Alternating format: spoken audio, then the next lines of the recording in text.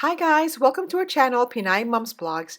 My family and I recently visited Copenhagen in Denmark, and I just cannot help but notice the similarities and differences of the cycling culture there and in Amsterdam where we live. So in this video, we're taking a closer look at cycling in these two most bike-friendly cities in the world. Now, just a disclaimer, this video is based on our personal observation. We didn't get to cycle around the city, around Copenhagen, to get that full experience po sana, but there's always an opportunity to go back to experience it in full next time.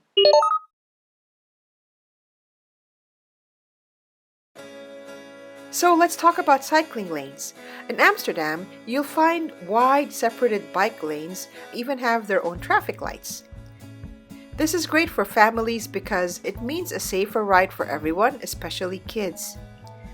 With its own traffic light, the roads clearly separate the cyclist from the motor vehicles, as well as the pedestrians, so it actually reduces congestion as well as wait times for the cyclists.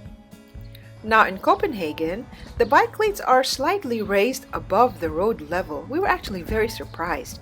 So they were saying that here in Copenhagen, here in Denmark, it's actually safe to cycle here because of the curbs. And indeed, what you see is, this is a bicycle lane. What's different from this one in the Netherlands, in Amsterdam, is that those are colored so you know it's a bike lane. Here it is actually indeed divided. It's separated by a curb. So it's easier for you to distinguish where to cycle and where not to cycle, because then of course there's also other traffic going through. The extra height gives a little more protection from the cars, making it very safe. It's a very safe option for everyone, especially the young riders. The physically separated road reduces the risk of collisions, preventing the cars from going into the bike lanes, which I think is great. It gives a clear distinction between where cars should be and where the bikes should be. I really like that.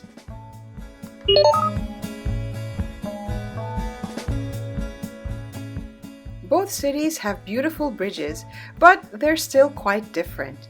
Amsterdam is famous for its scenic canal bridges, a lot of them offering picturesque views of the city's iconic canals and historical buildings. Also, some of the bike bridges crucially link different neighborhoods, so that's quite helpful for the cyclists to travel while avoiding the busy roads and intersections. The majority of bridges in Amsterdam actually also have dedicated lanes for cyclists, ensuring their safe and uninterrupted passage. Some also have separated lanes for pedestrians. Meanwhile, in Copenhagen, we saw some incredible bike bridges as well, like the Circle Bridge, while we were on a canal tour. It's apparently a pedestrian bridge as well, with 5 circular platforms, and apparently these platforms connect, creating a zigzag pattern, and that actually encourages pedestrians and cyclists to slow down and enjoy the view. There's also the more popular bicycle snake. It's actually an orange cycle bridge, they call them, and it connects the harbor to the city center.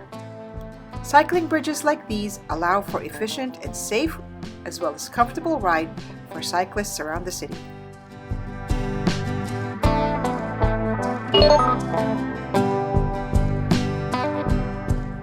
Now, when it comes to cycling behavior, I can only say this from observing the cyclists in Copenhagen for the 4 days that we were there.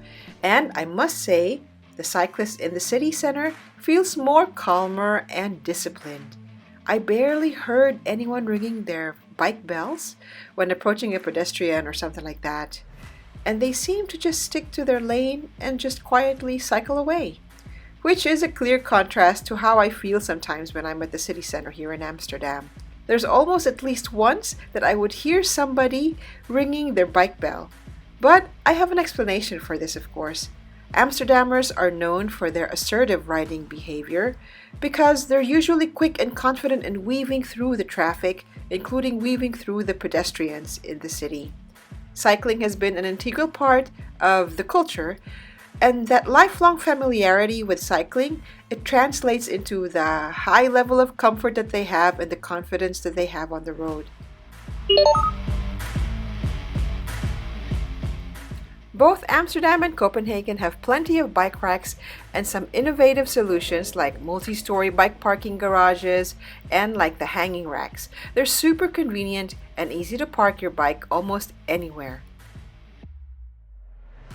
So what's the verdict? I think both Amsterdam and Copenhagen offer fantastic cycling experiences with their unique charm. Amsterdam's assertive cycling culture and picturesque canals are sort of balanced by Copenhagen's orderly bike lanes and more efficient infrastructure. Both cities are great, I must say, but I would definitely have to cycle in Copenhagen myself to really get that full experience before I tell you which I think is better for cycling. There's also way much more than cycling culture that we've discovered in Copenhagen during our visit, and if you check out this video on our link on the description box below and on your screens, we'll show you more about the places we've seen in this beautiful city of Copenhagen. Until then, thanks for watching and see you on our next video.